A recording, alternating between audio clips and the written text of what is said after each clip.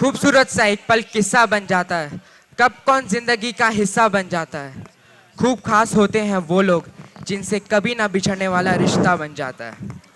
सादर नमस्ते, प्रणाम, आदाब और सत श्री अकाल।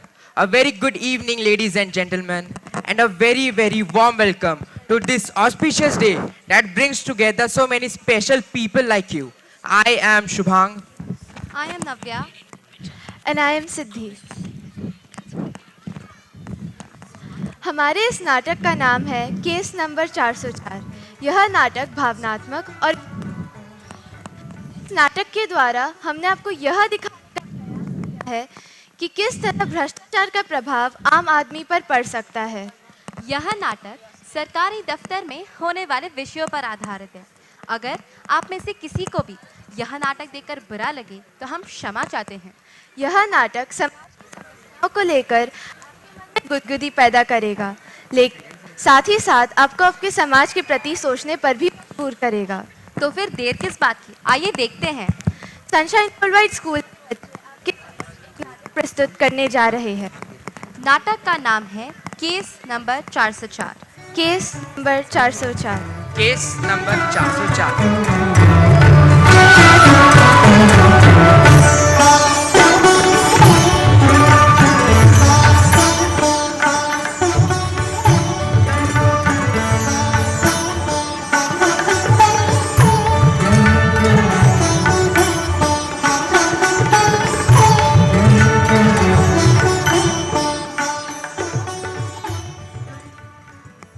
सुनिए, आज कुछ उम्मीद है, देखते हैं क्या होता है। लेकिन मुझे तो लगता है कि आज कुछ हो ही जाएगा। देखते हैं, शायद हो भी जाए।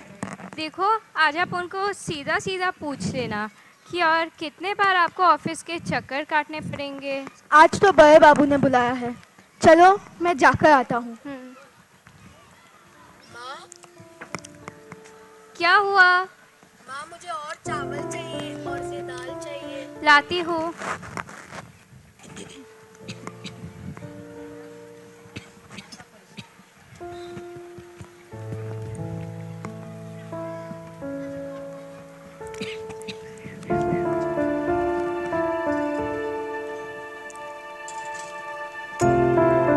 बेटा, थोड़े से थे चावल घर में, आज के लिए इतना ही खा लो।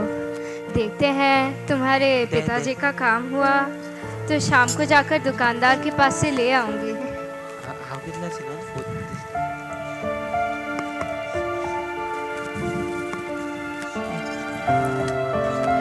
नितिश, चलो उठो, अभी तुमने तो माँ को रुला ही दिया है। लो, 2 गिलास पानी पी लो, तुम्हारा पेट भर जाएगा।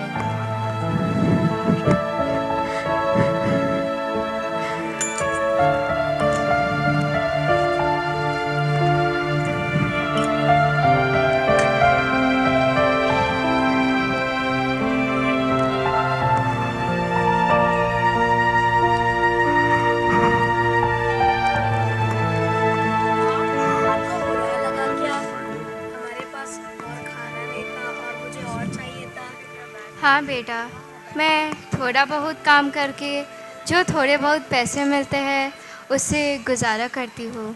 माँ, आप रोइए मत, अब हमें और भूख नहीं है। माँ, पता है आपको नितिश के फ्रेंड क्या बता रहा था? क्या बता रहा था? नितिश का फ्रेंड बता रहा था कि आज नितिश ने मैम के प्रश्न का उत्तर एकदम फनी दिया। अच्छा, क्या कहा नितिश ने? मैम ने पूछा था किसी भी 5 सब्जियों के नाम बताओ। पता है नितिश ने क्या बताया? क्या बताया? नितिश ने बोला आलू, बैंगन और 3 टमाटर।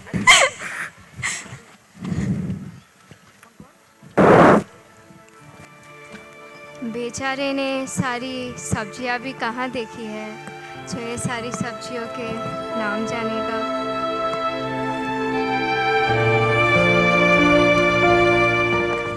बड़े बाबू, क्या मैं अंदर आ सकता हूँ? अरे मोहनदास जी, नेकी और पूछ पूछ, आ जाओ भाई, बोलो क्या हाल है? इस बार आपने हमें 1 हफ्ते के बाद याद किया। बड़े बाबू, एटलीस्ट इस बार मेरे पेंशन का काम हुआ होगा ना? उम्मीद करता हूँ हुआ ही होगा। आप पेंशन का मतलब तो समझते हैं ना? पेंशन का मतलब है जबकि पेंशन के मिलते ही हमारा और आपका रिश्ता खत्म। और आप तो जानते ही है जब रिश्ते खत्म हो जाते हैं तब बहुत कुछ खत्म हो जाता है। खैर, अब उस रिश्ते को खत्म होने से पहले हमसे हंसते हुए रिश्ता तो जोड़ लीजिए। समझ रहे हैं ना आप? मैं सब समझता हूँ बड़े बाबू, लेकिन मेरे पास आपको देने के लिए भी कुछ होना चाहिए ना। मैं बहुत गरीब इंसान हूँ। जब से रिटायर हुआ हूँ तब से पेंशन की राह देखा हूँ, और आपके ऑफिस के चक्कर लगाते लगाते मेरे चप्पल भी घिस गए हैं। दूसरे दिन मोहनदास ऑफिस जाकर बड़े साहब से मिलते हैं। आइए देखते हैं क्या होता है।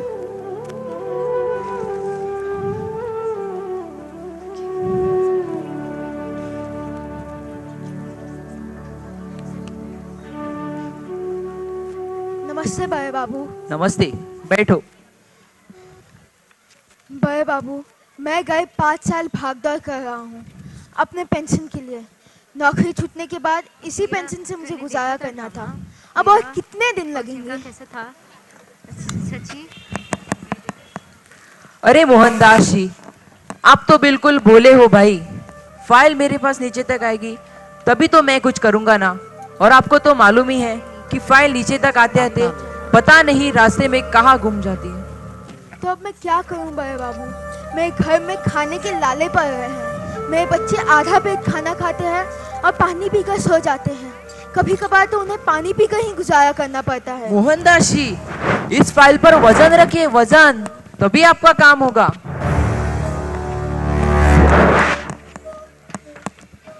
मोहनदास उदास चेहरा लेकर घर वापस लौटते हैं।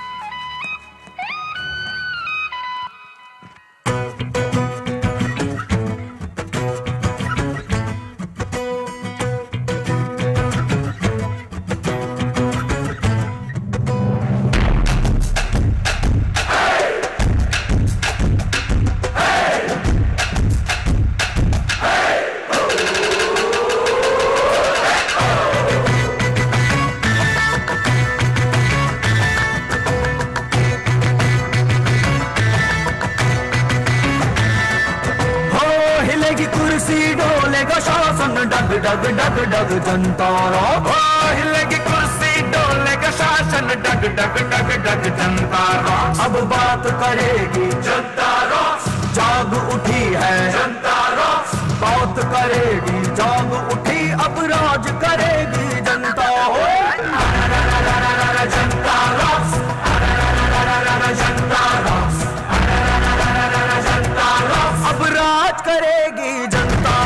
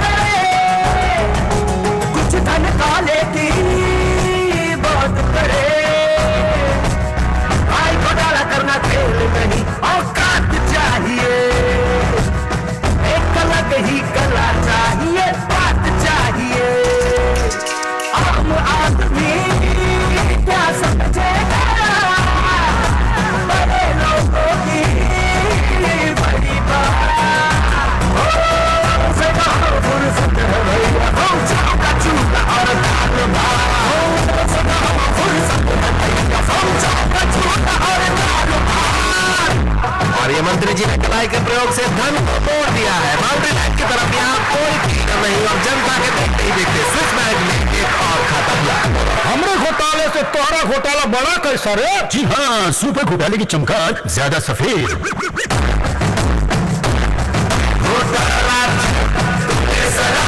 जनता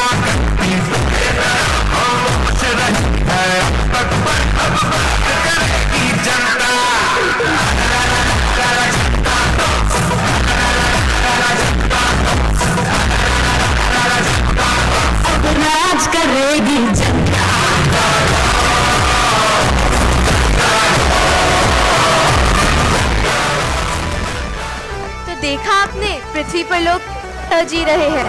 जो गरीब है वह गरीब होते जा रहा है और जो अमीर है वह अमीर होते जा रहा है। और इसकी जिम्मेदार कौन है? इसकी जिम्मेदार हम हैं और हमारी ये जनता।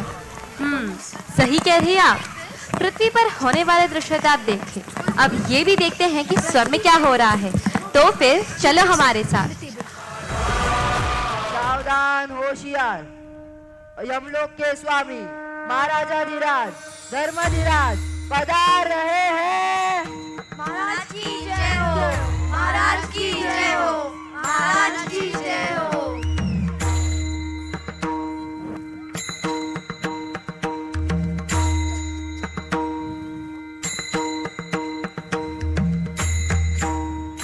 चित्रगुप्त, आज कितने लोगों की मौत हुई है? महाराज, जब तक का रिकॉर्ड के तहत कम से कम 300 के ऊपर मौत हुई है। चलो, किसकी बारी है? बुलाओ उन्हें कटघरे में। जी महाराज। खबरदार, होशियार। नरक क्रमांकित, नाम मनोज भाऊ बेडेकर उर्फ मन्या भाऊ बेडेकर, निवास मापसा कोर्निम वाले हाजिर हो।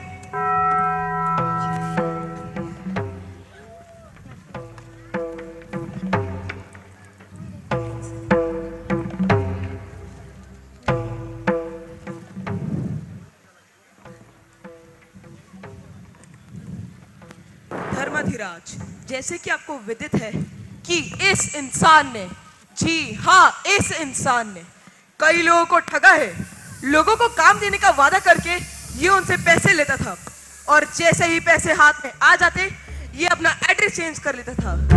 कई बार पकड़ा भी गया है, जेल के चक्कर भी काट लिए, लेकिन सिफारिश के बल पर और बड़े लोगों की पहचान के बल पर हमेशा जेल से छूटता है। तभी भी अपनी हरकतों से बाज नहीं आया करता था महाराज। लोगों ने अपना काम होने के लिए खुद तकलीफें झेली, लोन लिए और इस आदमी को पैसे दिए। इसने गरीब लोगों के ऊपर भी कभी दया नहीं की महाराज। और अब ये पृथ्वी लोक से हमारे यहाँ पहुंचा आया है महाराज। और क्या चित्रगुप्त? और ये पृथ्वी लोक के नेता से आपके लिए एक सिफारिशी पत्र लेकर आया है महाराज।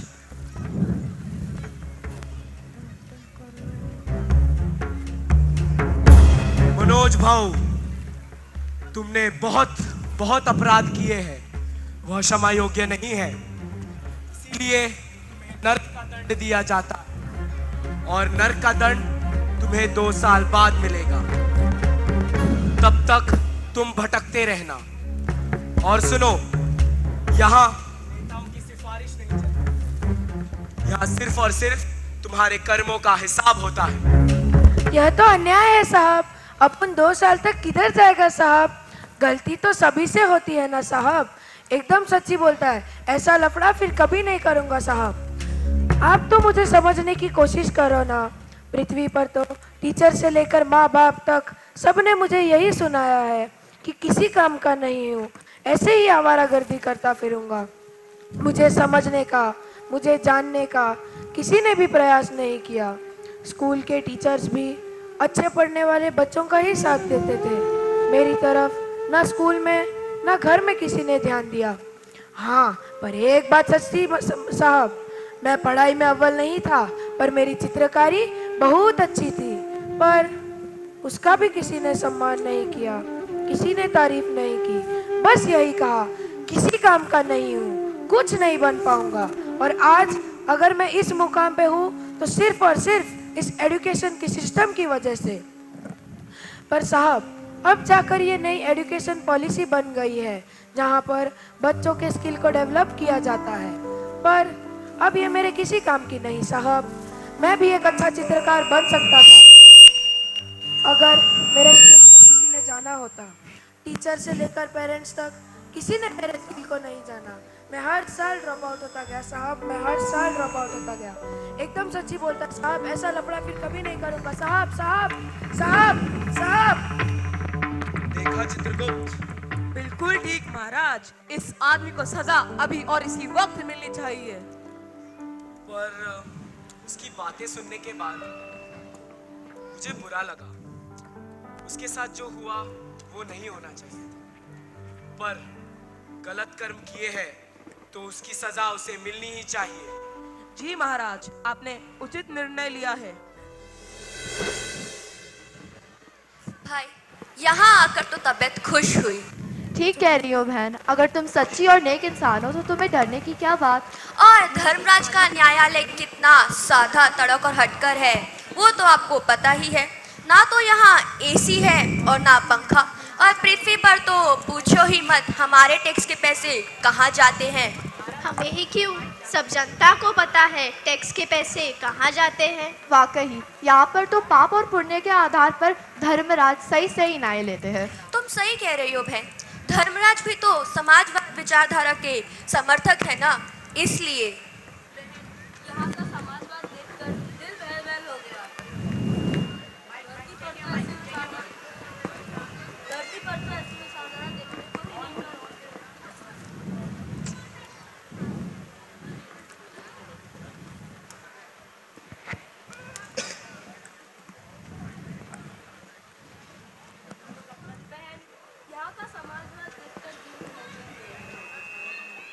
तुम 16 आने ठीक कह रहे हो भाई, ये तो वही कहावत हुई, आम के आम और गुठलियों के दाम। एक तो हमें यहाँ स्वर्ग मिला और दूसरा जिस समाजवाद के लिए हम पृथ्वी पर अपनी एड़ियां रगड़ रगड़ कर मर गए। अरे भाई किधर जा रहे हो? इसे कहते हैं नाई नकली। पृथ्वी लोक पर तो 2-3 घंटे से खड़ा बेचारा एक आम आदमी उधर ही खड़ा रह जाता है, पर जिनकी जान पहचान अच्छी होती है वही आगे बढ़ पाते हैं और उनका ही काम हो पाता है, और जो ऊंचे ओहदे पर होते हैं 1 घंटी बजते ही उनका काम हो जाता है। आपको नहीं लगता ये लाइन अत्याचार और पापियों से भरी पड़ी है?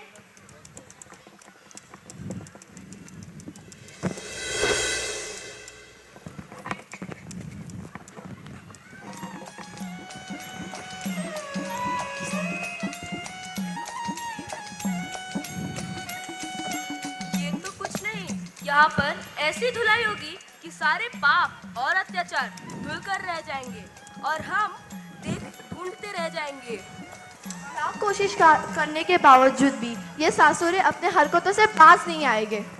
यार ये धर्मराज तो बड़ा स्ट्रिक्ट है। क्यों? मैं 2 हफ्तों से खड़ा हूँ, मेरा नाम ही नहीं आया। वेटिंग में हो? हाँ यार। चेक लगा था ना आपने? हाँ लगाया है, लेकिन इनको देखते ही पता चलता है कि सिफारिश नहीं चलेगी इनके सामने। देखते हैं क्या होता है। और तुम्हारा? अरे क्रॉस चेक लगाओ, जल्दी बात बन जाएगी। क्रॉस चेक लगाओ, देखते हैं क्या होता है। अपना और तुम्हारा? अपना तो काम हो गया समझो, आज इस स्वर्ग में अलॉटमेंट होगी। भाई अपना भी कुछ जुगाड़ करना। पहले अपना तो काम हो जाने दे, फिर आपके बारे में। ठीक है ठीक है। ये बड़े लोग हमारे लाइन में क्या कर रहे हैं? जैसे हम वैसे ही। तू इन्हें कम मत समझ, अपनी हुनर के आड़ में भोली भाली जनता को खूब बेवकूफ बना के माल हड़प लिया होगा इन लोगों ने, जब ही तो इस लाइन में है। आपने भी तो माल हड़पा है ना? हाँ थोड़ा बहुत। पृथ्वी लोक पर तो मनुष्य को देखने के बाद पता नहीं चलता कौन सभ्य है और कौन असभ्य है। तुम सही कह रही हो बहन, यहाँ का नजारा देखो तो पता चलता है कि कौन साधु है और कौन चोर। सुना है वहाँ पर उबले हुए तेल में पकौड़ों की तरह तला जाता है। बहन ये तो नर्क की अलॉटमेंट के बाद ही पता चलेगा। चित्रगुप्त, इसके बाद किसकी मौत हुई है? बुलाओ उन्हें कटघरे।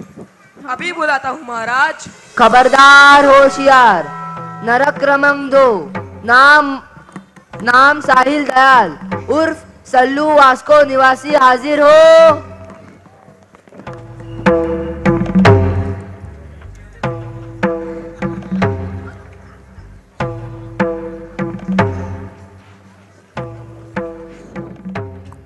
धर्मधिराज, ये साहिल दयाल पृथ्वी का बहुत ही विख्यात बॉक्सर है। इसने पहले काफी गरीबी झेली, फिर मेहनत के बल पर बॉक्सर चैंपियन बन गया। लेकिन बॉक्सर चैंपियन बनने के बाद ये पैसों के लालच में अपनी ताकत का बुरे कामों में इस्तेमाल करने लग गया। इसकी पति ने भी आत्महत्या कर ली क्योंकि इसने उसको धोखा दिया। इसने अपने बाप को भी घर से धक्के मारकर बाहर निकाल दिया क्योंकि वे हमेशा इसके गंदे कामों में धकेल देते थे। ये इंसान महाराज, ये इंसान बड़े लोगों से सुपारी लेता था, लोगों को धमकाता था। इसने अनेक बालिकाओं को टेम्पररी मसल दिखा के अपनी तरफ आकर्षित किया है और ये उनको धमकाता था। इतना ही नहीं, बस कर चित्रगुप्त, बस। और नहीं सुना जा रहा। अच्छा ठीक है, अब हम निर्णय लेते हैं। निर्णय लेने से पहले ये पत्र तो देखिए।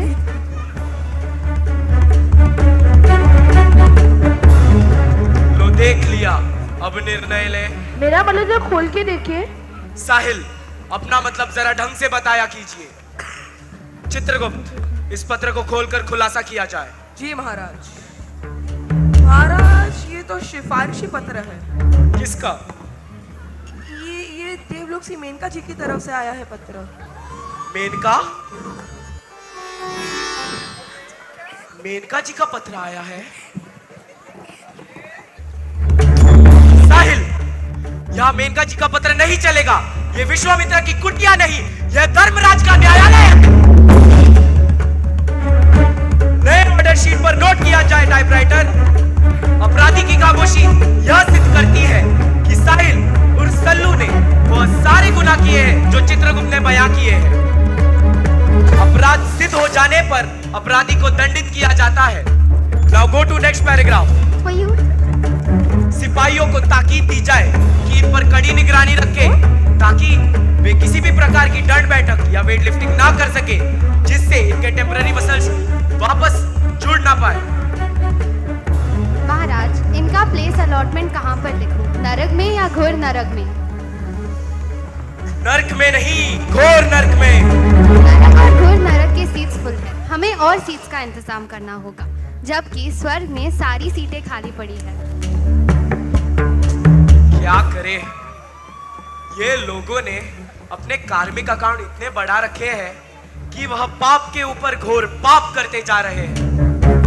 पृथ्वी लोक पर तो कलयुग छा रहा है। आप मेंशन करें, जब तक इसके टेम्पररी मसल्स टूट नहीं जाते, तब तक 2 वर्ष 3 महीने बाद इन्हें घोर नरक में भेज दिया जाए। क्षमा कीजिए महाराज, क्षमा कीजिए।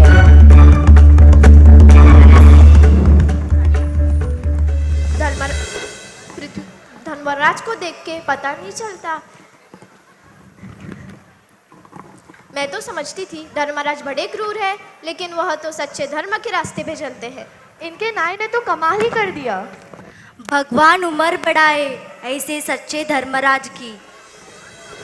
धर्मधीराज, मेनका का पत्र होते हुए आपने कहना क्या चाहते हो चित्रगुप्त? महाराज, साहिल को सजा सुनाने से पहले आपने मेनका जी का पत्र गौर से ही नहीं देखा।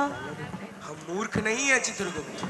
जो पत्र साहिल मेनका जी के नाम का लेके आया था वो असली नहीं, जाली है। आपको कैसे मालूम?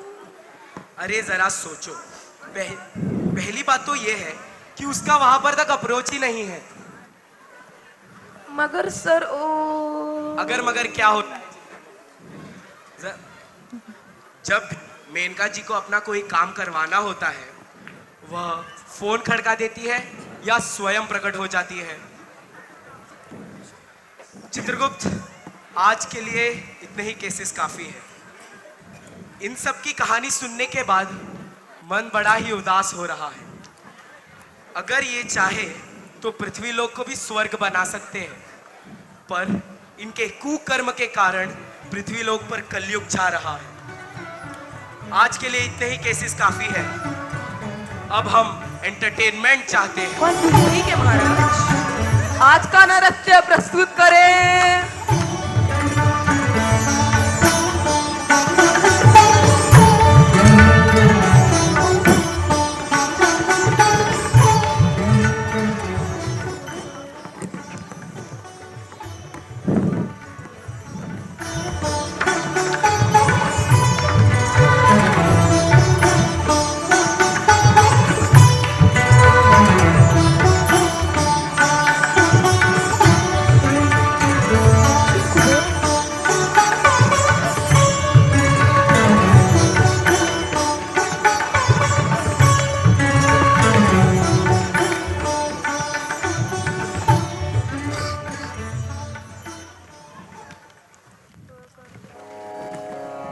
जिस स्वर्ग की कल्पना हम धरती से परे करते हैं साथियों, वो स्वर्ग कहीं और नहीं, धरती पर ही है।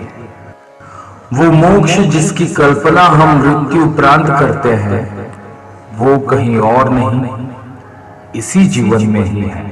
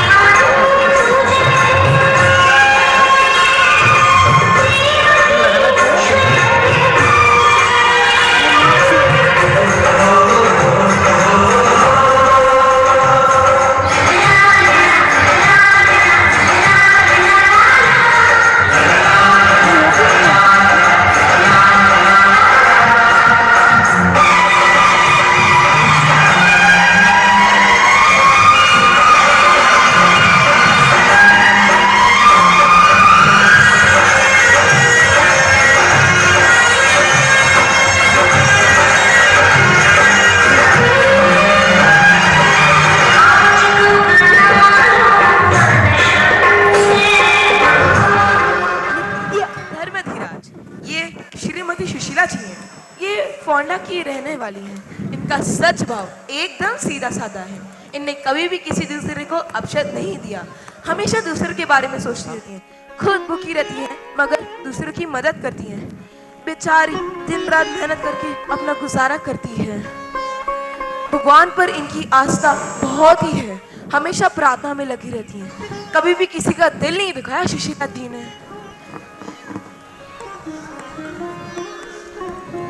स्वर्ग ले चलो इन्हें सम्मान के साथ। मेरे पुण्य कर्मों के कारण जो सम्मान आपने मुझे दिया उसकी मैं आभारी हूँ धर्मराज। मुझे मेरी एक ही प्रश्न का उत्तर चाहिए महाराज। मैं मरने के बाद भी मेरे घर के आसपास अपने लोगों को शोक मनाते हुए देख रही थी। इतने में अचानक यहाँ कैसे पहुँची? स्वर्ग जाने से पहले मुझे बस यही जानना है महाराज। आपने कभी गरुड़ पुराण की कथा पढ़ी नहीं? नहीं महाराज। तो सुनो, मैं आपको संक्षिप्त में बताता हूँ। मनुष्य के मरने के बाद यमदूत जीवात्मा को यमलोक लेके आता है, पर वह जीवात्मा 24 घंटे में वापस आ जाती है और इस जीवात्मा को संपूर्ण जीवन का प्रवास दिखाया जाता है, जिससे उसे आकलन होता है कि उसने कितने अच्छे कर्म किए हैं और कितने पाप किए हैं। उस आत्मा को उसी घर में लाया जाता है जिस घर में उसने अपने शरीर का त्याग किया, और 13 दिन वो अपने परिवार के बीच रहती है। वो अपने परिवार और मित्रों को अपना शोक मनाते देखती है और उन्हें चुप कराने का प्रयास भी करती है, पर यमदूत के चक्र में बंधे रहने के कारण वह असमर्थ होती है। और एक बात आपको बताना चाहता हूं, मनुष्य जीवन में पुण्य कर्म तो करता है, पर उसके पुण्य कर्मों की संख्या उसके पापों से कम होती है। इसका मतलब मनुष्य पुण्य की अपेक्षा पाप अधिक करता है? हाँ, और यही वजह है कि आत्मा को समाधान, इसीलिए मृत्यु के पश्चात पिंडदान करना आवश्यक होता है। अगर पिंडदान नहीं दिया गया तो जीवात्मा हजारों साल उनके किए गए पापों के मुताबिक नरक में कष्ट और पीड़ा भोगने के बाद अगला जन्म लेती है। धन्यवाद महाराज, मेरे कहने पर आपने मुझे मृत्यु होने का बाद का हमारा सफर आपने बताया। महाराज, सुशीला जी का अलॉटमेंट स्वर्ग में बचा। Okay, that's great. Sushila ji स्वर्ग में ही जाना डिजर्व करती है। ले चलो इन्हें।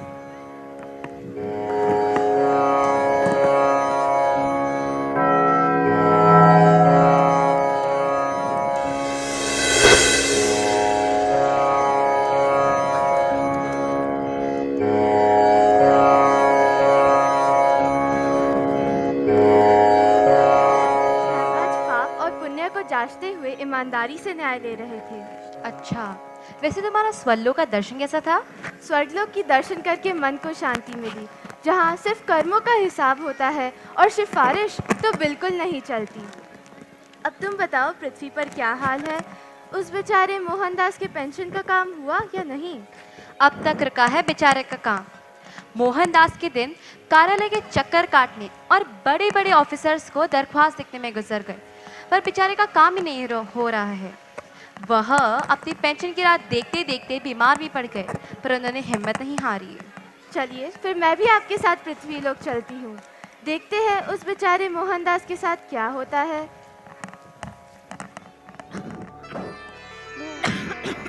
मैं जरा गर्म पानी लाती हूँ। नहीं, नहीं चाहिए गर्म पानी।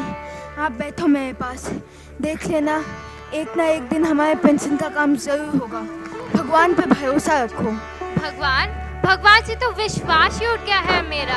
कहते हैं दुखियों के दुख दूर करने के लिए भगवान अवतार लेकर आते हैं, लेकिन हमें तो कभी भगवान का सहारा ही नहीं मिला। मैं जरा गर्म पानी लाती हूँ।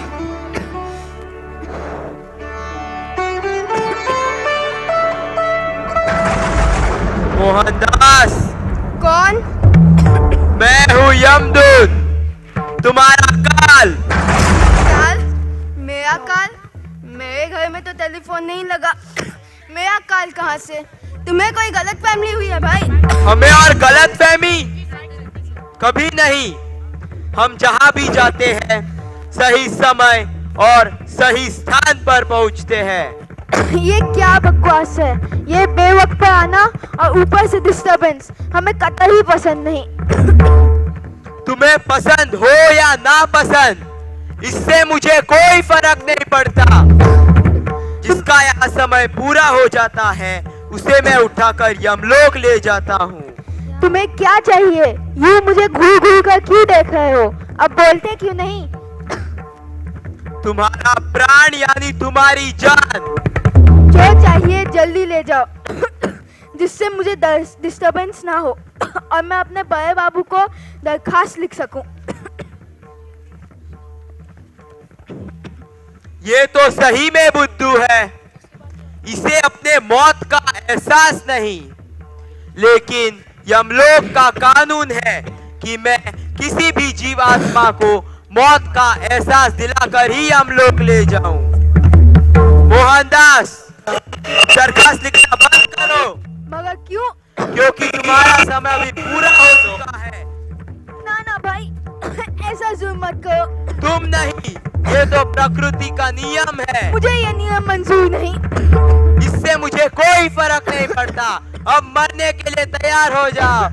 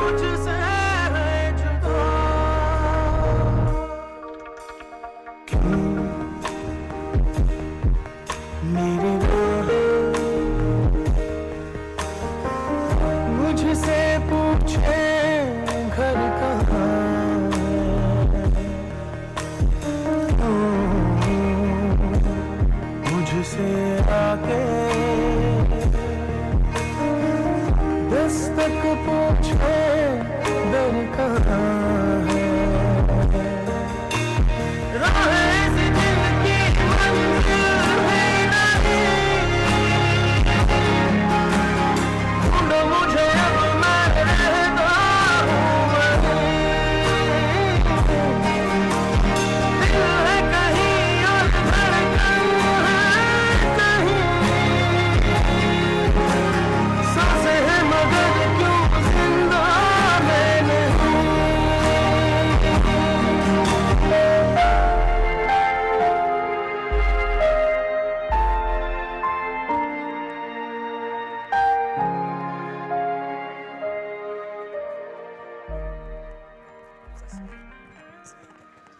नव्या, मुझे स्वर्गलोक जाना है। मुझे देखना है कि क्या उस बेचारे मोहनदास के साथ स्वर्ग में सच्चा न्याय होता है या नहीं। ठीक है, तो फिर मैं भी तुम्हारा साथ आना चाहूंगी। इसके पहले तो ऐसा कभी नहीं हुआ। जहाँ तक मुझे याद है महाराज, ऐसा तो पहले कभी नहीं हुआ है। फिर अब कैसे हो गया? अब यही तो मेरे को समझ नहीं आ रहा महाराज कि ऐसा कैसे हो गया।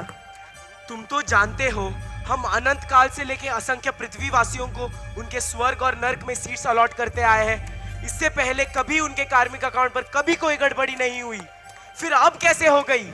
अब यही तो आश्चर्य की बात है महाराज कि अब कैसी गड़बड़ी हो गई।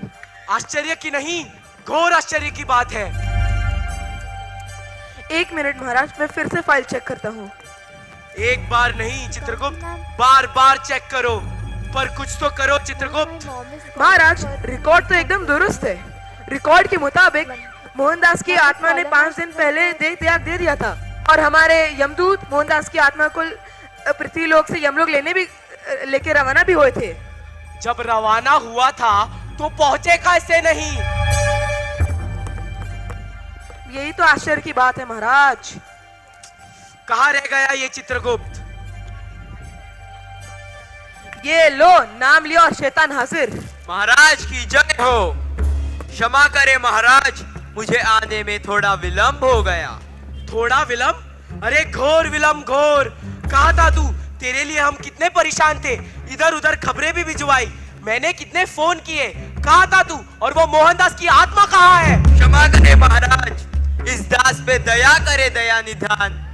अब मैं आपको किस तरह बताऊं कि मेरे साथ क्या क्या हुआ? अरे यमदूत, मुंह से बोल, मुंह से। महाराज, जब मैं 5 दिन पहले पृथ्वीलोक गया मोहनदास के प्राण को मोहनदास से लेने, तो उसका कमजोर शरीर और जर्जर उसके शरीर को छोड़ ही नहीं रहा था महाराज। बड़ी मुश्किल से मैंने उसके प्राण को उसके शरीर से अलग किया और बड़ी सावधानी से पकड़ रखा था। लेकिन क्या?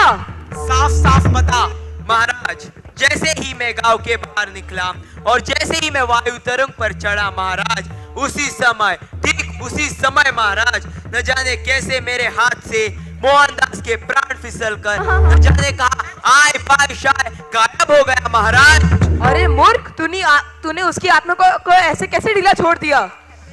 आगे बताओ क्या हुआ? महाराज, पिछले 5 दिनों में मैंने पूरा का पूरा ब्रह्मांड चांद मारा, लेकिन मोहनदास के प्राण का पत्ता कभी कहीं नहीं लगा महाराज।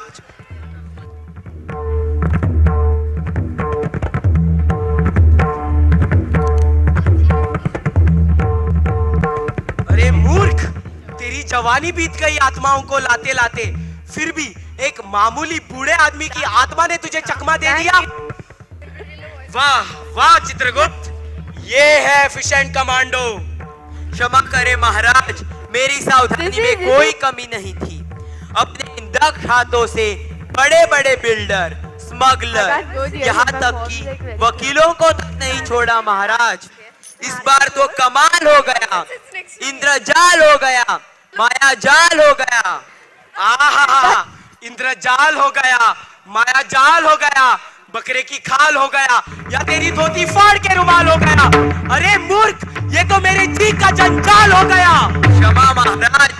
जाओ और कहीं से भी मोहनदास की आत्मा को ढूंढ कर लेके आओ। जी महाराज।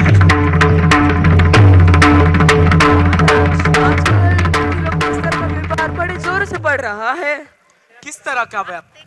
कि एक दल का नेता दूसरे दल के नेता को सीधा 5 स्टार होटल में उड़ा के बुक करवाता है।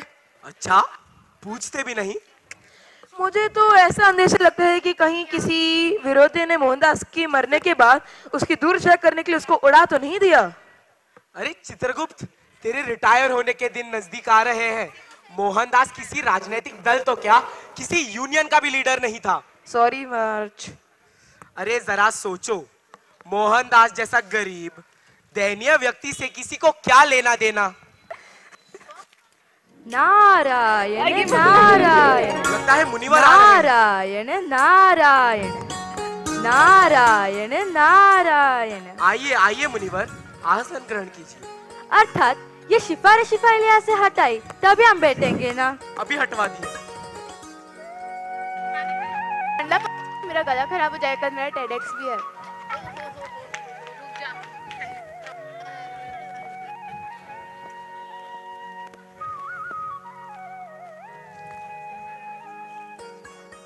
महाराज, ये कौन सा व्यंजन है?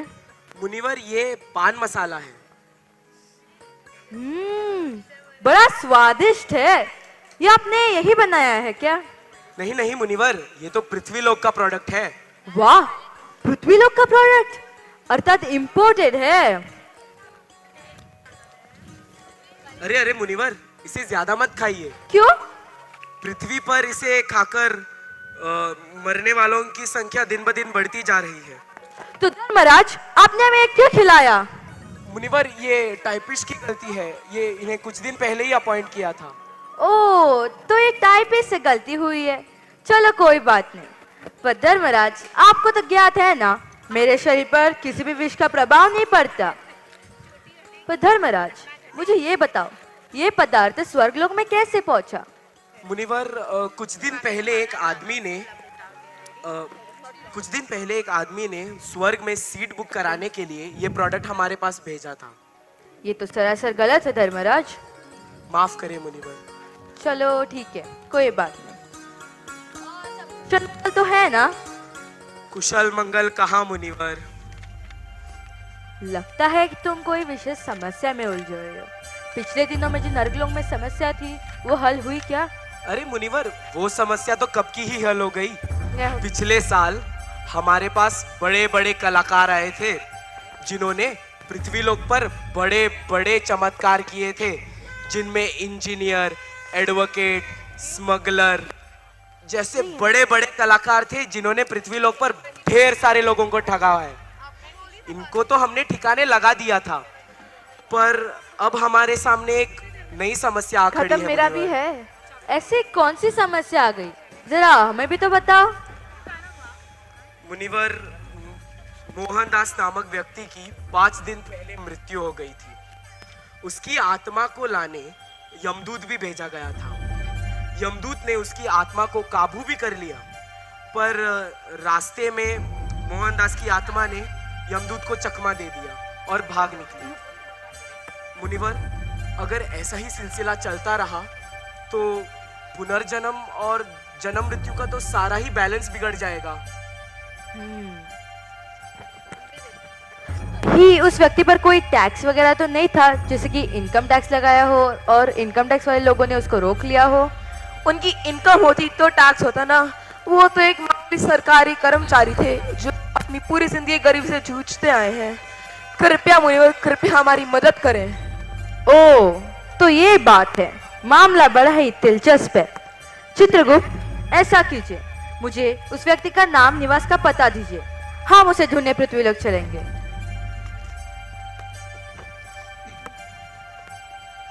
चित्रगुप्त, जरा जल्दी कीजिए। अभी लीजिए महाराज। जरा रजिस्टर से पढ़कर सुनाइए।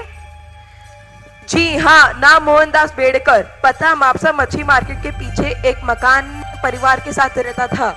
एक पत्नी और 3 बच्चे के साथ रहता था। उनकी उम्र 67 साल की थी। सरकारी नौकर था। 5 साल पहले था। मकान का किराया उसने 5 साल नहीं दिया था। ओहो। उसके बाद उसके मकान के मालिक उससे गुस्सा हो गए और उतने में मोहनदास संसार छोड़ बैठे। उसके बाद उसके बीवी बच्चे को मकान से बाहर निकाल दिया गया। उसके बाद वे एक झोपड़ी में रहने लगे। उनकी झोपड़ी उनके मकान से थोड़ी ही दूरी पर थी। धर्मराज, मैं अभी मोहनदास की आत्मा को ढूंढ निकलूंगा। ठीक है मुनिवर। अब मैं पृथ्वीलोक चलूंगा। नारायण हमारा कार्य सफल करे। नारायण नारायण नारायण नारायण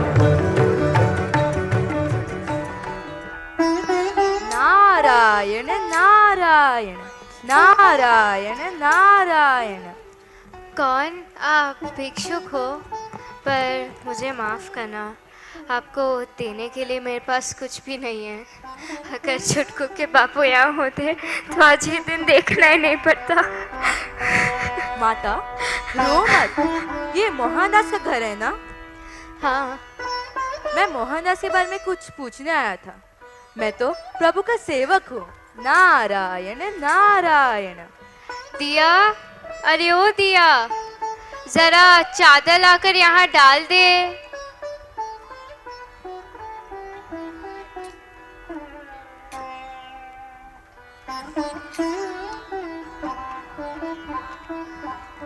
माता, मोहनदास को कोई बीमारी थी क्या? माँ, रोइए मत। क्या बताएं महाराज? गरीबी से बड़ी बीमारी भला और क्या हो सकती है? जब हमारे बाबू 5 साल पहले रिटायर हुए थे ना, तब हमें आशा थी कि पेंशन तो मिलेगा, मगर आज तक नहीं मिला हमें हमारा पेंशन। हमारे बापू ना हर हफ्ते एक खत लिखते थे, मगर उनके खतों का कोई उत्तर नहीं आता था महाराज। वह कहते थे सब्र रखो, सब्र रखो। अरे हम और कितना सब्र रखे? सब्र रखते रखते तो अब हम रास्ते पे आ गए हैं महाराज। माता, रो मत। चलो, अब मैं ऑफिस में जाकर देखता हूँ मोहनदास के पेंशन का काम अब तक क्यों नहीं हुआ। महाराज, आप तो साधु हो, सिद्ध पुरुष हो, कुछ कीजिए कि पेंशन आ जाए महाराज। मेरे बच्चों की खातिर कुछ कीजिए महाराज। माता, ऐसे मेरे पैर मत छुओ, मैं देखता हूँ आगे हरि की इच्छा। नारायण नारायण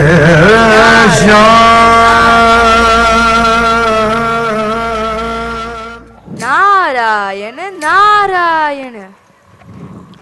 अरे कहाँ जा रहे हैं? यहाँ पे रजिस्टर कीजिए। नारायण नारायण।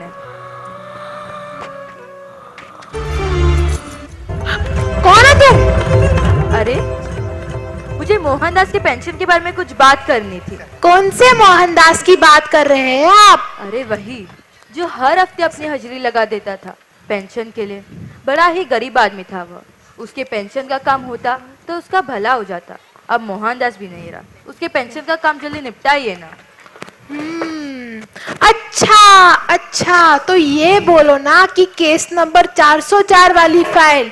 अरे मोहनदास की पेंशन पास हुई थी, पर सिर्फ माल ना देने से रुकी थी। माल? ये माल क्या होता है? एक काम करो, वो बाबू दिख रहे, उनसे जाके पूछो, क्योंकि मोहनदास की केस नंबर 404 वाली फाइल उन्हीं के पास है। नारायण नारायण। अरे ये घर समझे हो क्या? ऑफिस है ये, ऑफिस। जी, मुझे उस बाबू ने बताया कि मोहनदास के केस की 404 वाली फाइल आपके पास है, उसके बारे में कुछ बात करनी थी। अरे वो तो कामचोर है, उस केस की फाइल उसी के पास है। जाओ, जाकर उसे ही पूछ लो। नारायण नारायण। अरे फिर से आए आप? उस बाबू ने बताया कि फाइल आपके पास है। अरे वो बोला और आप मान लिए? अरे ये पैसे का मामला है, फाइल उसी बाबू के पास है, तो उसी से जाके पूछो। अभी मेरे खाना खाने का टाइम हुआ है। नारायण नारायण। अरे फिर से आए आप? मेरे पास टाइम नहीं है, मैं खाना खाने जा रहा हूँ। नारायण नारायण। मैं आपको बहुत देर से देख रहा हूँ, आप परेशान लग रहे हैं। देखिए, सीधा उस कमरे में जाइए, उन बड़े साहब से मिलिए। अगर उन्होंने कुछ बोला कि तो अंदर कैसे आया, तो कह देना कि चपरासी वहाँ नहीं था। ओके? ठीक है बाबू, मैं अभी जाता हूँ। अरे ऐसे कहाँ स्वामी जी, बैठिए। ये सरकारी दफ्तर है, मुफ्त में तो मैं किसी को गाली भी ना दूं। चलिए निकालिए 500 रुपए। पैसे तो मेरे पास नहीं है। अरे यार, तो निकालो वह गले की माला।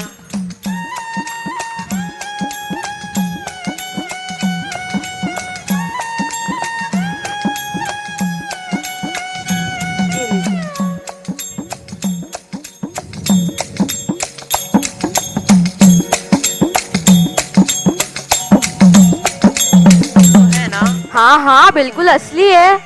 ठीक है। नारायण नारायण नारायण नारायण। अरे तुम अंदर कैसे आए? चपरासी ने रोका नहीं? जी बाहर कोई नहीं था। क्या काम है? जी मुझे मोहनदास के पेंशन के बारे में कुछ बात करनी थी। आप ठहरे साधु, दफ्तर के रीति रिवाज नहीं जानते। असल में मोहनदास ने एक गलती की। यह भी मंदिर है, यहाँ भी चढ़ाना चाहिए। समझ रहे हैं ना आप? कुछ मोहनदास की दरखास्तें उड़ रही है यहाँ पर, उस पर थोड़ा वजन रखिए। वजन? वजन क्या होता है? अरे भाई, सरकारी पैसों का मामला है। पेंशन की केस जल्दी नहीं होती, बहुत काम रहता है, देर तो हो ही जाती है। इसलिए मैं कहता था जल्दी हो सकता था, मगर मगर क्या? मगर वजन रखिए। अब देखिए, जैसे आपकी ये वीणा, इसका वजन अब मोहनदास की दरखास्त पर रखा जा सकता है। मेरी बेटी अभी संगीत सीख रही है, उससे ही वीणा काम में आ जाएगी। और सुना है आप साधु संतों की वीणा बड़ी पवित्र होती है, उससे वो जल्दी भी सीख जाएगी। ठीक है बाबूजी, ये वीणा आप लीजिए। हाँ, अरे आप खड़ी क्यों? बैठिए बैठिए।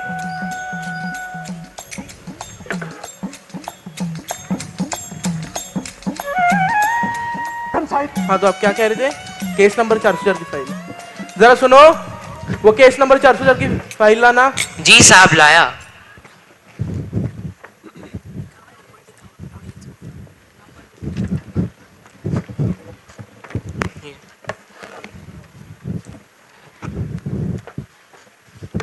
बहुत धूल जमी है।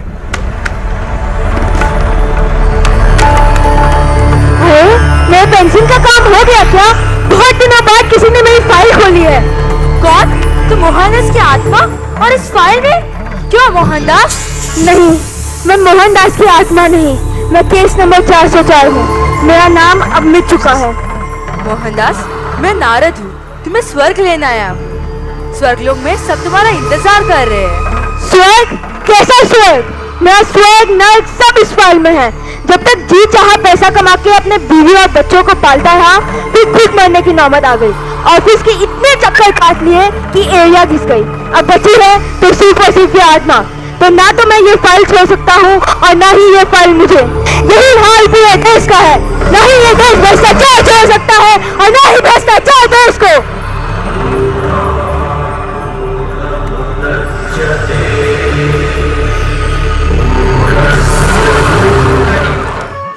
फसल वैसे ही उगती है जैसे बीज बोया जाता है।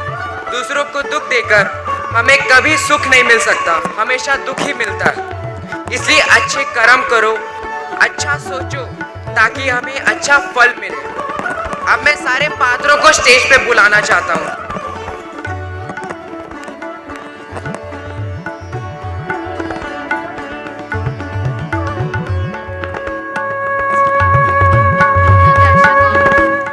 तो दर्शकों, देखा आपने किस तरह भ्रष्टाचार किसी खून की तरह हमारे दिल और दिमाग में बस गया है। किस तरह मासूम भोले भाले लोगों को विवशता के भूल भुलैया में जूझने के लिए विवश किया जाता है। किस तरह सरकारी दफ्तर में बैठे ये लोग आम आदमी को तब तक परेशान करते हैं जब तक उनकी आखिरी सांस ना बचे। आइए हमारे साथ इस भ्रष्टाचार को मिटाने का संकल्प हम लेते हैं। जीवन के सभी क्षेत्रों में ईमानदारी और कानून के नियमों का पालन करेंगे। अपने निजी आचरण में ईमानदारी दिखाकर उदाहरण प्रस्तुत करेंगे। सभी कार्य ईमानदारी व पारदर्शिता रीति से करेंगे।